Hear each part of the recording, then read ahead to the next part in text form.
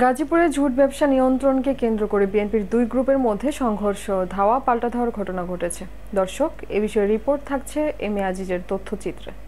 গাজীপুর মহানগরের ১৪ নং ওয়ার্ডের বিটিপাড়া এলাকায় ম্যানেল ফ্যাশন লিমিটেড কারখানার জুট ব্যবসার নিয়ন্ত্রণকে কেন্দ্র করে বিএনপির দুই গ্রুপের মধ্যে সংঘর্ষ, ধাওয়া পাল্টা দেওয়া, ককটেল বিস্ফোরণ এবং ৬টি মোটরসাইকেলে অগ্নিসংযোগের ঘটনা ঘটেছে।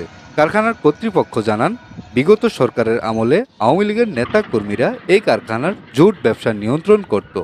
আগস্ট বিপ্লবের পর আওয়ামী লীগ সমর্থিত নেতাকর্মীদের সাথে যৌথভাবে বিএনপির ১৪ নম্বর ওয়ার্ড নেতাকর্মীরা এই জুট ব্যবসার নিয়ন্ত্রণ করে আসছে।